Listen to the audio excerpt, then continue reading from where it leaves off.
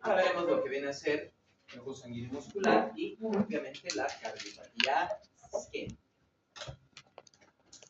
Primero, el flujo sanguíneo muscular, como hemos visto hace un momento, puede variar bastante dependiendo de lo que vienen a ser las necesidades metabólicas del músculo. En ejercicio leve va a necesitar un poco más de sangre, pero en ejercicio intenso necesita grandes cantidades de flujo sanguíneo. Es así que, en primer lugar, de forma regular, en reposo, el músculo llega a recibir aproximadamente entre 3 a 4 ml de sangre por minuto por cada 100 gramos de músculo. En ejercicio, esto incrementa inclusive hasta 50 veces más. Estamos hablando de lo que viene a ser cerca de los 100 a 200 ml por minuto por cada 100 gramos de músculo. Y eso en ejercicios moderados. En un ejercicio realmente intenso, en casos excepcionales, puede llegar incluso a aumentar hasta 100 veces esa cantidad. 400 ml de sangre por minuto por cada 100 gramos de músculo. Una gran cantidad de flujo sanguíneo que va a empezar a distribuirse dentro de los músculos. Pero hay algo importante que debemos considerar. El flujo sanguíneo muscular internamente del músculo estriado esquelético no es constante.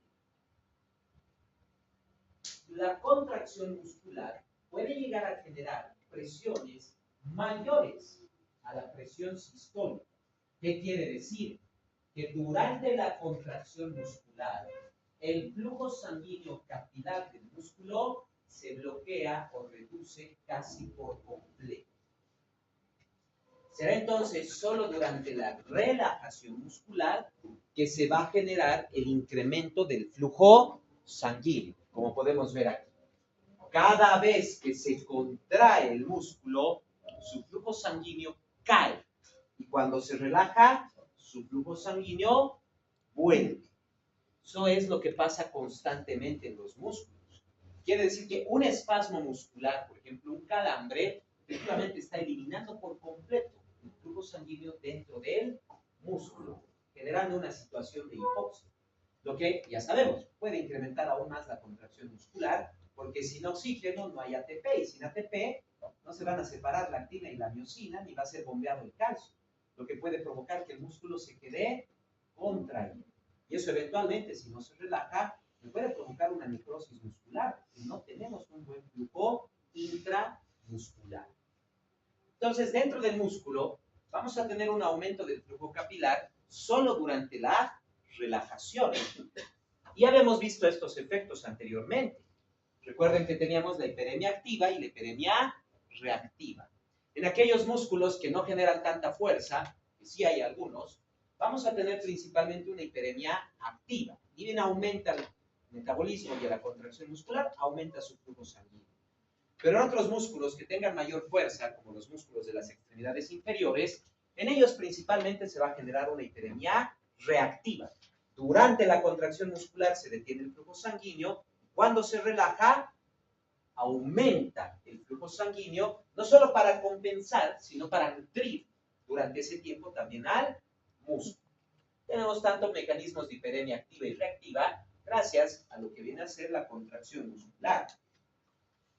Por supuesto, su control de flujo depende de la disminución de oxígeno. No se olviden, la teoría de falta de oxígeno nos indica que las células de músculo liso se van a relajar, permitiendo mayor flujo sanguíneo dentro del músculo. Esto es lo que efectivamente genera esa redistribución. Que habíamos visto hace un momento, por lo que era el gasto y el retorno venoso, la redistribución de sangre durante el ejercicio. Si bien vamos a tener un efecto simpático, vasoconstricción en todo el cuerpo, pero no se olviden, a nivel muscular, yo voy a tener una disminución de oxígeno y una hiperemia reactiva. Lo que quiere decir que aunque haya un estímulo simpático, la mayoría de los vasos, principalmente capilares y arteriolas del músculo, más bien están dilatados, están abiertos. No tengo el mismo efecto en el flujo esplácnico, en el estómago, el intestino, porque no están con metabolismo, no están aumentando el dióxido de carbono, no están generando vasodilatación. Ahí sí se mantiene la vasoconstricción. Por eso ahí disminuye el flujo sanguíneo y aumenta en el músculo.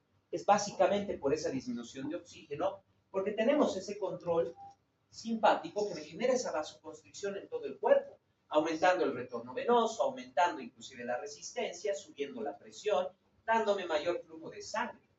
Durante el ejercicio, esa activación simpática en masa me va a generar en primer lugar aumento de la resistencia arterial, o sea, aumento de la presión.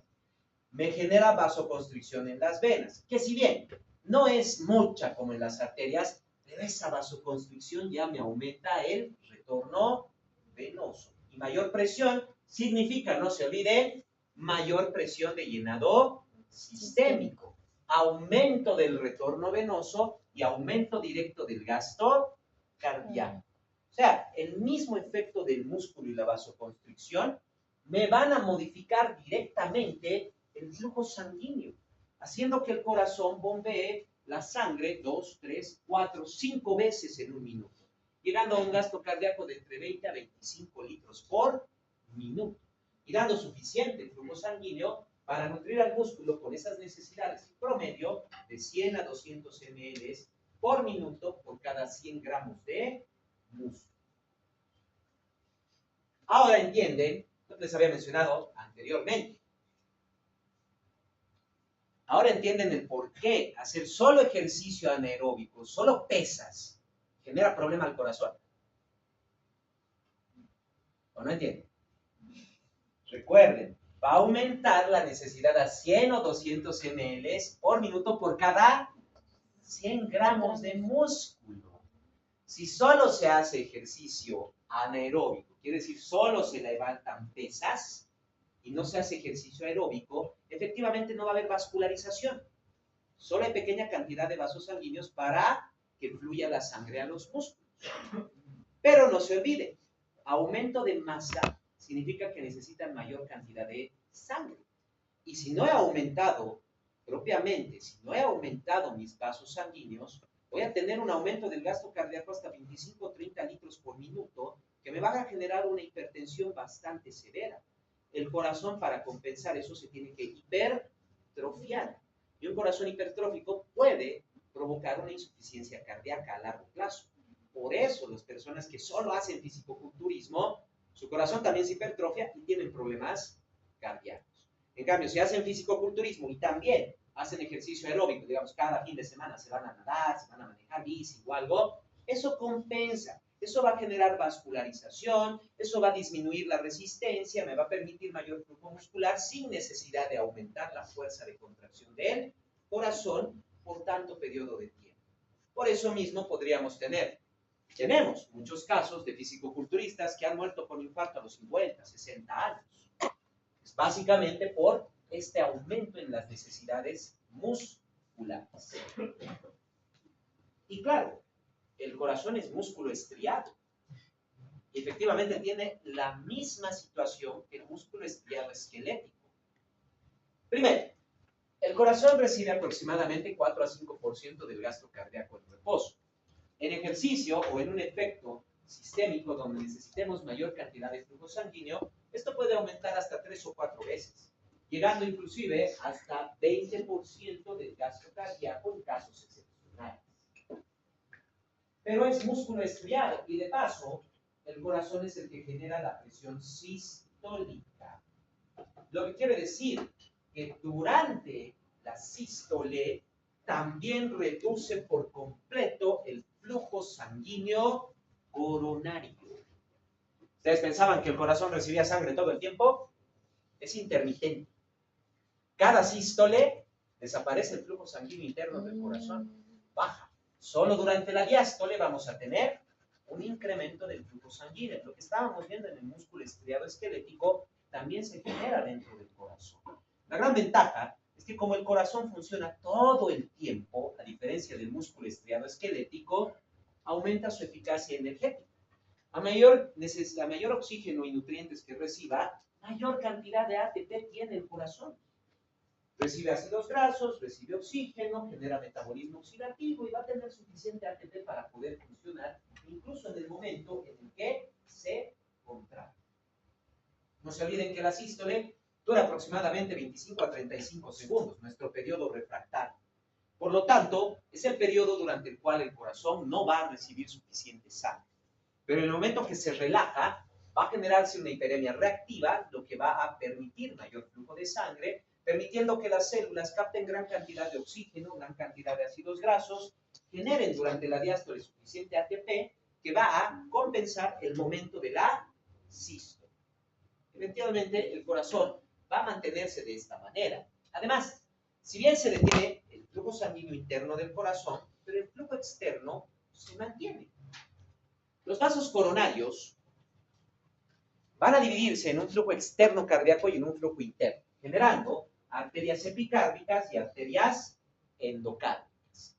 Durante la sístole, la presión es interna, no externa. Por lo tanto, se detiene el flujo subendocárdico, pero se mantiene el flujo epicárdico. Las arterias epicárdicas entonces van a mantener su flujo tratando de dar suficientes nutrientes propiamente a lo que viene a ser el músculo cardíaco para poder compensar un poco esa falta interna de energía. En el momento que se relaja el músculo, empieza a ingresar mayor cantidad de sangre por el flujo subendocárdico y como podemos ver, tanto el epicárdico como el subendocárdico tienen arterias que van a atravesar el músculo y de ahí van a salir los capilares. Así que efectivamente en la diástole va a recibir doble flujo sanguíneo que le va a poder dar bastante nutrición y oxígeno para mantenerse activo al corazón. Se va a mantener activo constantemente entonces.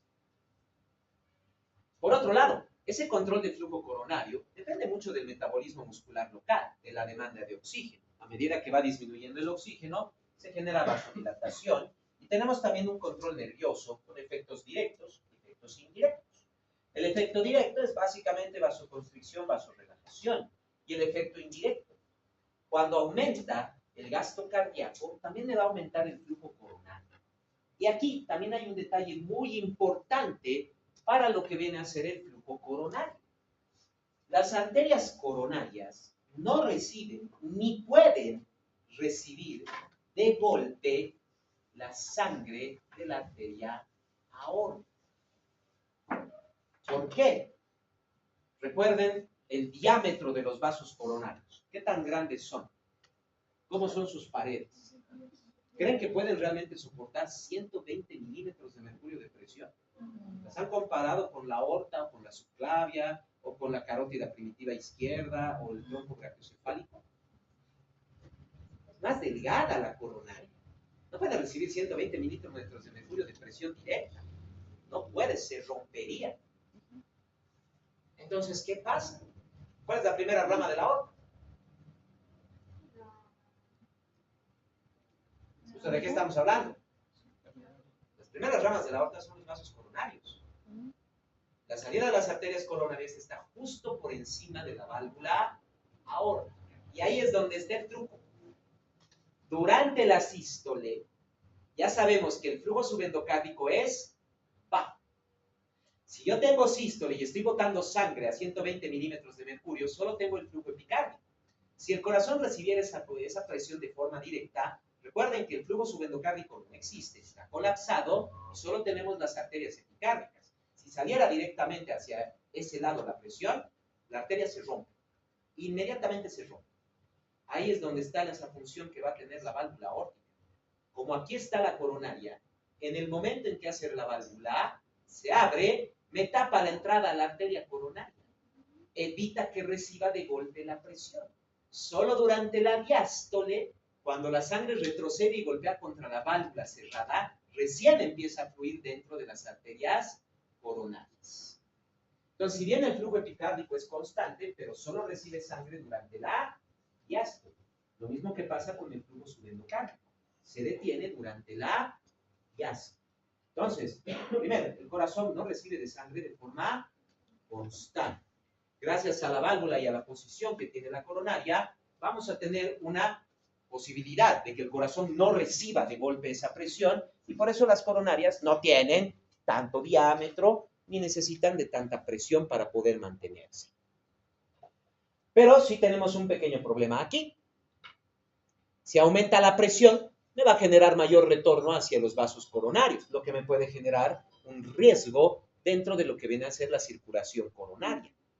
Y El mayor problema viene por parte de lo que es el nutriente que del corazón. ¿Cuál es su fuente energética? Exacto, los ácidos grasos, necesita grasas. De hecho, el sistema digestivo se los da de lleno. Las grasas no entran al sistema circulatorio de la digestión, pasan al sistema linfático. Y el sistema linfático drena a nivel de la vena cava superior por el tronco torácico, por el conducto torácico. Entonces el corazón recibe de lleno las grasas. Recuerden, ya han visto cuántos corazones, no solo de humanos, de todo tipo de animales, vacas principalmente. Está la arteria coronaria alrededor que tenemos una gran cantidad de grasas. Es reserva energética. Es reserva energética. Pero si el corazón recibe tantas grasas, puede acumular grasas no solo fuera, también dentro. Entonces, vamos a tener el vaso sanguíneo y se va a empezar a acumular dentro de estas arterias coronarias grasa, lo que me va a generar una placa ateromatosa. Esto es la ateroesclerosis. Primero, la placa puede seguir creciendo. Esto ya me genera una disminución del flujo sanguíneo y hasta me genera un flujo turbulento. Aquí podemos tener dos efectos. O se genera una vasoconstricción, se contrae el vaso sanguíneo. Normalmente, en un brazo sin problema, se va a contraer, pero aún tengo espacio para que pase la sangre a mayor presión. Pero si se contrae aquí, se contrae y esto ya me obstruye por completo el flujo sanguíneo. Isquemia. O, no necesariamente tiene que ser una vasoconstricción solo porque sí. A veces esto mismo provoca la vasoconstricción. Ya les dije, está viniendo el flujo sanguíneo. Recuerden que el corazón recibe directamente la sangre durante la diástole.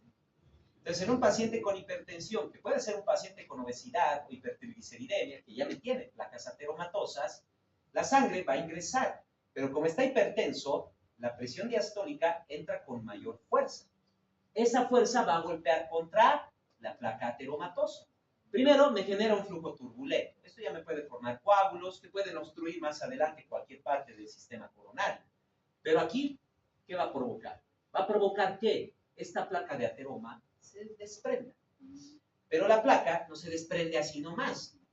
¿Por qué se han acumulado ahí las grasas? Porque todas las membranas celulares tienen proteínas transmembrana de anclaje. Entonces, las grasas se han unido a esto, a estas proteínas.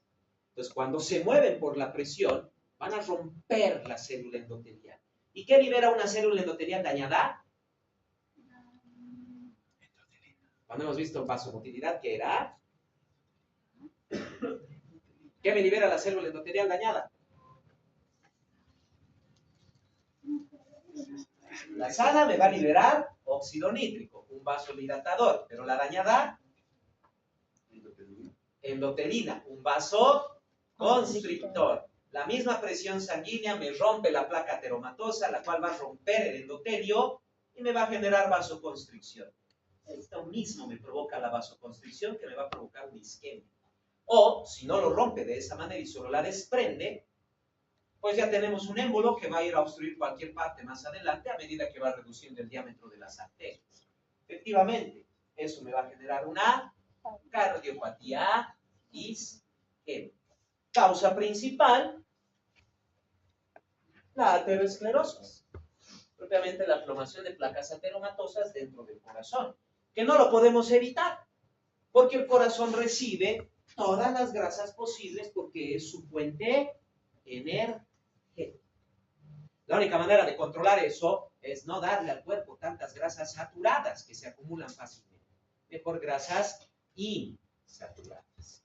Eso es algo muy importante que tienen que recordar. No podemos eliminar las grasas por completo de la dieta. Nuestro corazón las necesita. Y si las eliminamos, quien va a tener que darle las grasas va a ser el hígado. Y para eso va a utilizar proteínas y carbohidratos para formar grasas.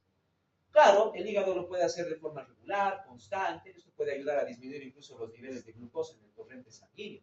Pero tiene tanto funcionamiento hepático aparte de esto, que eventualmente el hígado se va a dañar.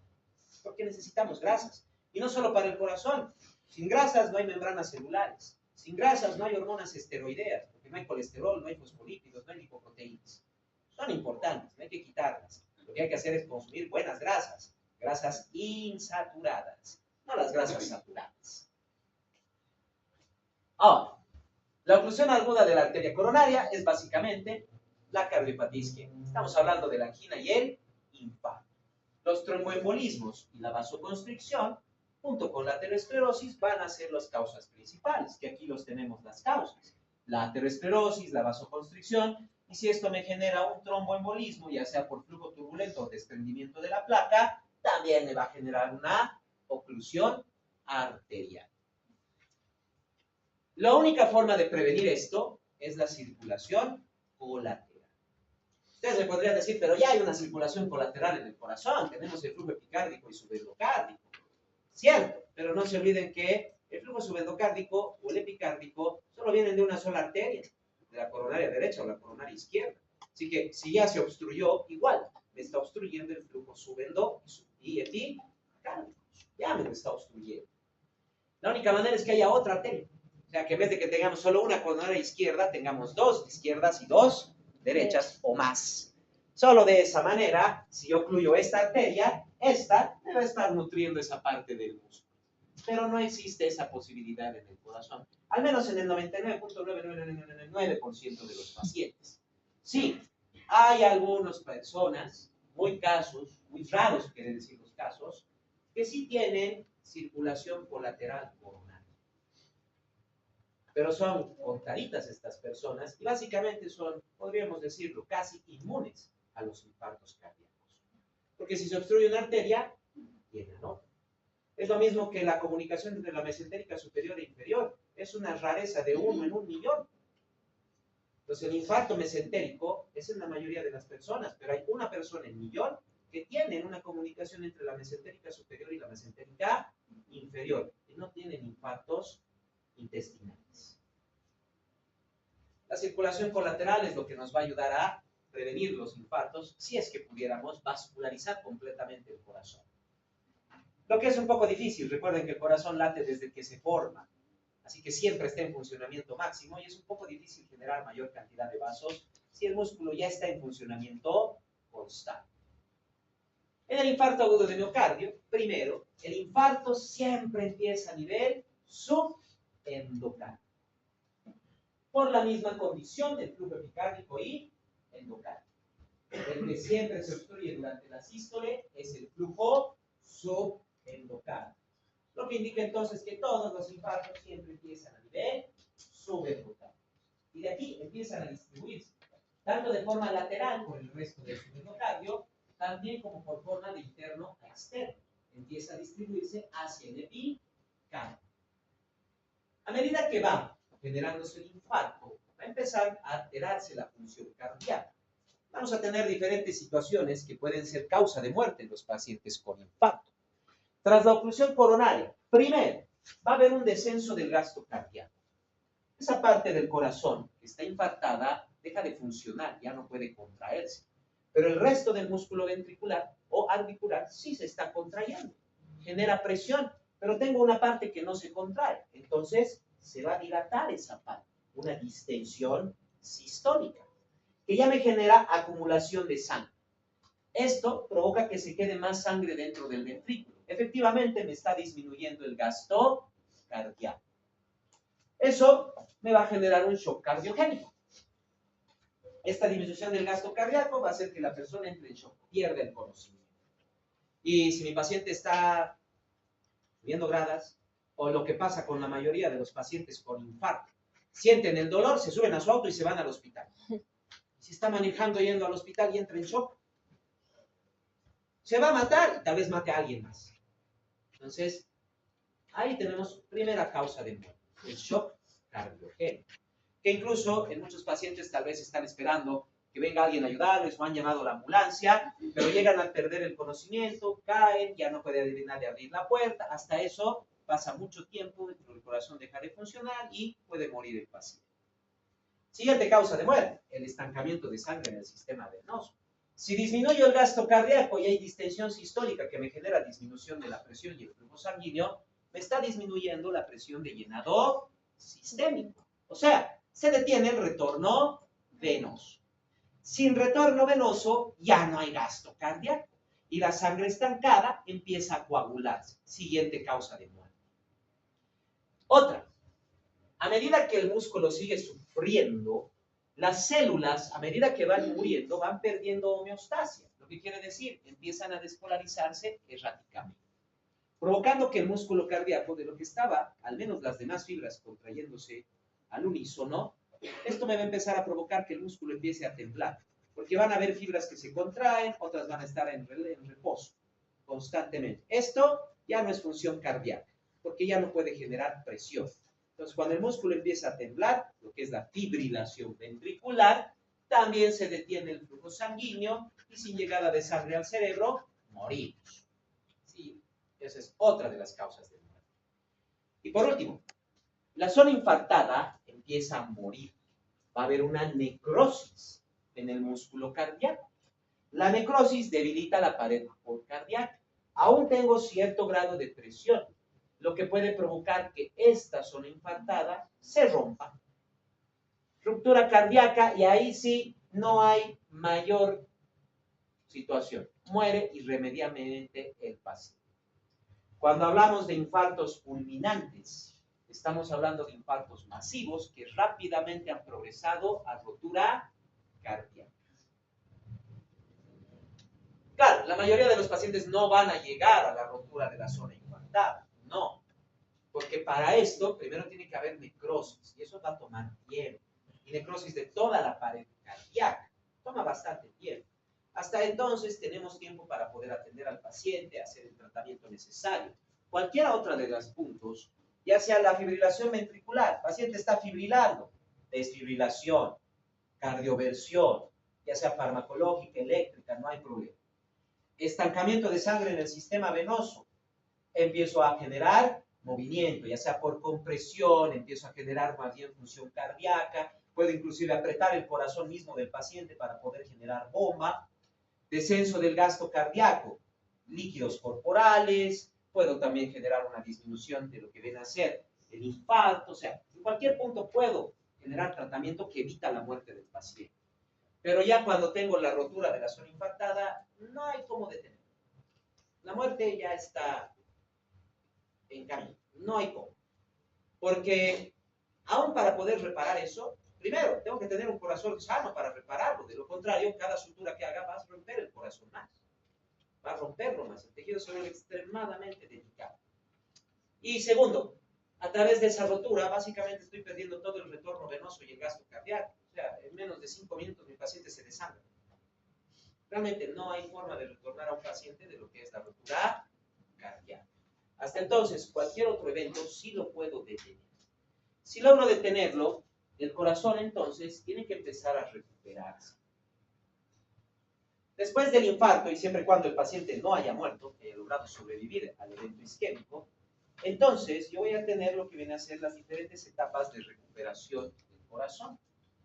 En primer lugar, y es muy probable que si lo he recibido a mi paciente rápido, si he logrado actuar con bastante eficiencia y velocidad, es probable que solo tenga una pequeña zona infartada. Pero en todo caso, primero, en todo infarto, en la parte externa siempre voy a tener una zona no funcional.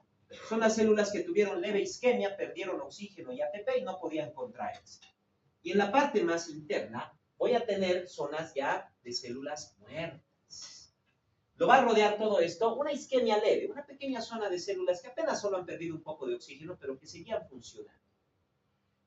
De inicio, solo voy a encontrar la zona no funcionante y la zona de isquemia leve. Eso en el epicardio. Pero en el endocardio, yo voy a tener una zona de células muertas, porque fue la primera parte que empezó a sufrir el infarto. Siempre empieza en el endocardio y se mueve hacia el epicardio. Entonces, recupero el corazón. La de isquemia leve, para el siguiente día ya desapareció ese problema, no hay ningún problema. Estas células ya tienen oxígeno, tienen nutrientes, ya pueden contraerse sin ningún problema. La zona no funcionante se va a mantener. Pero vean esto, la zona de fibras muertas va a incrementar su diámetro. La zona no funcionante puede empezar a reducir. Esa zona de leve isquemia alrededor puede ayudar a que esto vaya reduciendo poco a poco. Varias células van a empezar a funcionar. Pero en la parte central ha aumentado las fibras muertas. ¿Esto se debe a qué? A que es muy probable que las fibras que estaban alrededor de las que ya murieron ya hayan activado la apoptosis celular. Y aunque yo le dé oxígeno, le dé nutrientes, haga todo lo necesario, si ya se activa la apoptosis celular, y lo aprendieron en histología, nada lo detiene. La célula va a morir. Está programada su muerte. Entonces, aunque le dé oxígeno, aunque le dé nutrientes, aunque haga todo lo necesario, esa célula muere. Por eso aumenta la zona de células muertas. Van a venir los macrófagos, van a empezar a deshacerse de todo este tejido micrótico. Van a deshacerse de todas estas células muertas. Pero ya sabemos, el músculo estriado no tiene la capacidad de generar nuevas fibras musculares. Solo puede engrosar las que posee. Por lo tanto, aquí no va a aparecer nuevo tejido cardíaco. A medida que los macrófagos van eliminando las células muertas, van liberando factor de crecimiento de tejido fibroso, lo que atrae fibroblastos para que empiecen a liberar tejido fibroso. Va a empezar a generarse una cicatriz. La cicatriz eventualmente va a comprimirse. En la cicatriz es tejido fibroso y es un tejido extremadamente denso, que a medida que se va consolidando va comprimiéndose, va cerrando el espacio. Eso es bueno, porque hasta este punto la zona de células muertas seguía con la distensión sistólica, porque eran células que no funcionaban y era debilitamiento de la pared por la muerte celular. Pero gracias a la cicatriz, esa zona ya no se distiende. El resto del corazón se contrae y el tejido fibroso junto con la pared cardíaca también se va a mover. Entonces ya genera presión. Podemos recuperar la función cardíaca. Pero no se olviden que en el electrocardiograma, la zona de células muertas me genera la onda Q patológica. Y como nunca se recupera y queda el tejido fibroso, que tampoco dirige la carga eléctrica y no funciona, esta es lo que me queda. Esto es lo que genera esa onda Q patológica después de la recuperación, la cicatriz que va a tener el corazón. Que obviamente es mucho más grande en el endocardio y mucho menor en el epicardio. Generalmente son tejidos fibrosos con formas cónicas. Es mucho más grueso, mayor diámetro en la parte interna y mucho más delgado con menor diámetro en la parte externa. Y el corazón se va a recuperar completamente. Posterior al infarto, ese es el mayor detalle que yo necesito. Posterior al infarto, yo necesito que mi paciente esté en reposo. Yo necesito que mi paciente no esté agitándose, no esté subiendo la presión, no esté dándole a su corazón más trabajo del necesario. Porque mientras no se recupere propiamente lo que viene a ser en la pared y la consistencia de la pared cardíaca, tengo riesgo de ruptura y otras situaciones. Por eso la función cardíaca la debo controlar después del infarto. El paciente va a estar internado un buen tiempo. En caso de que lo mande a su casa, incluso va a ir con reposo, va a ir con antihipertensivos, va a ir con cardioreguladores. Lo tengo que tener. ¿Y cuánto tiempo sería eso? ¿En cuánto tiempo cicatrizan sus heridas? Pues lo voy a tener a mi paciente un mes para garantizar que se está formando adecuadamente el tejido fibroso. Mínimamente un mes en reposo. Si lo puedo tener 2 meses, lo voy a tener 2 meses. Porque necesito que se recupere ese corazón. Ahora bien, no todas las isquemias coronarias van a derivar en infarto. Algunas son solo leves isquemias, pero vienen con dolor. Lo que viene a ser el dolor de la cardiopatía coronaria, conocido como dolor precordial, cordialalgia o dolor del infarto. No se olviden que esto se produce principalmente porque el músculo cardíaco entra en metabolismo anaerobio. Empieza a generar glucólisis, lo que provoca entonces la acumulación de ácido láctico, ácido pirúvico, que ya en el músculo estriado sabemos que es lo que genera el dolor muscular después del ejercicio. Pero como el corazón nunca deja de latir, directamente empieza el dolor.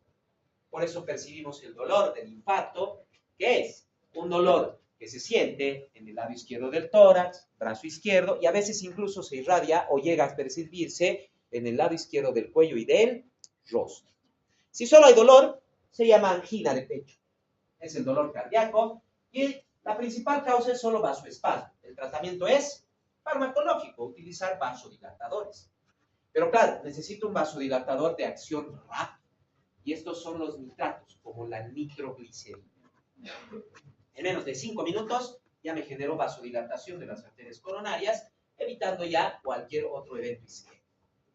En el caso de que ya sea una obstrucción total, en el caso de que se haya generado ya una vasoconstricción sobre el mismo placa ateromatosa o tengamos un tromboembolismo. Tenemos dos opciones quirúrgicas. Lo que viene a ser el bypass coronal, conocido como la cirugía de derivación aortocoronaria, o la angioplastía coronaria.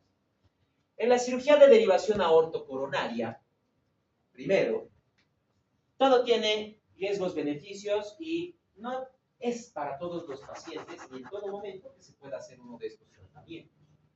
Primero, la cirugía de derivación aortocoronaria es la cirugía más común que se utiliza para el tratamiento del infarto. Es relativamente cara, pero tiene menor costo que lo que viene a ser la angioplastía. Y básicamente es abrir el tórax del paciente y colocar un puente, un bypass. O sea, lo que yo voy a hacer en la cirugía de derivación aortocoronaria es justo lo que necesito para evitar un infarto, una circulación colateral. Digamos de esta manera, funciona como las calles o las vías en una ciudad. Si está bloqueada la Libertador para llegar al estadio, tenemos otras calles alrededor, ¿verdad? Eso mismo es lo que puede pasar. ¿Qué pasa, por ejemplo, cuando por una riada se va un puente? Está obstruido, ya no hay flujo. Pero podemos hacer otro puente, ¿verdad? Incluso los militares tienen puentes que pueden desdoblarse fácilmente. Entonces, eso es justamente la derivación aortocoronaria. Yo tengo aquí la coronaria y va a estar completamente obstruida. Entonces, lo que voy a hacer es abrir el tórax del paciente, llegar al corazón. Lo primero que voy a hacer es tomar una pequeña vena de cualquier parte del cuerpo. Generalmente utilizamos venas de la extremidad inferior, pero podemos sacar inclusive la vena basílica del hombro. Como tenemos tanto flujo venoso, que quitemos una vena no va a generar mucho problema. ¿Y qué voy a hacer? Por eso llamas derivación aortocoronaria. Voy a colocar esa venita justo al lado de la arteria, no, de la coronaria sobre la aorta. No al lado de la aorta, sino aquí voy a colocar esa venita y la voy a mover ¿dónde? La voy a mover pasado el bloqueo. Entonces, efectivamente he generado un puente, una derivación aortocoronaria. He hecho una circulación colateral. Beneficio, bueno, es una cirugía más rápida, menor costo que la angioplastía. Problema, tengo que tener a mi paciente controlado por lo menos un mes dentro del hospital. ¿Por qué? Número uno, tengo que fijarme bien cómo estoy colocando la vena. No se olviden que las venas tienen válvulas. Entonces, si yo la coloco al revés, me va a bloquear más bien el flujo coronario. Tengo que colocarla en su sentido adecuado. Por eso que al sacar las venas siempre marcamos. Siempre se marca la vena para saber cómo colocarla. Segundo, es una vena.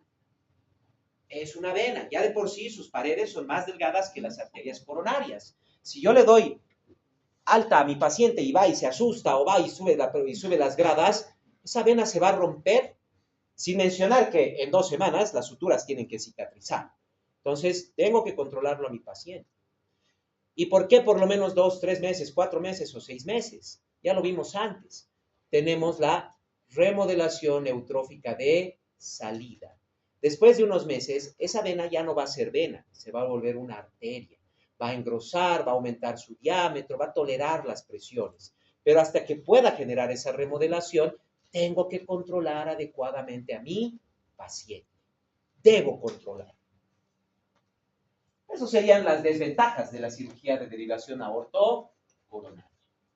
Si no, tendría la angioplastía.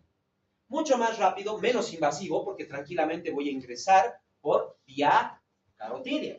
Ingreso directamente, generalmente es por la carótida derecha que vamos a ingresar, cosa de llegar directamente hacia las coronarias. Ya sabiendo dónde es el infarto, me voy a la coronaria izquierda o a la coronaria derecha. El catéter va a ingresar hasta llegar, claro, estoy viendo aquí con la ecografía, tengo el ecógrafo, tengo la máquina de imagen, y estoy tranquilamente dirigiendo, propiamente tengo aquí los controles del catéter y estoy viendo una pantalla. En ningún momento lo estoy viendo a mi paciente. Pero en la pantalla yo voy a estar viendo dónde llega el catéter. Lo voy a llevar hasta el punto de la obstrucción. Generalmente ahí va a estar la placa ateromatosa, el coágulo, etc. El catéter tiene una pequeña guía que le va a permitir pasar por este espacio sin problema.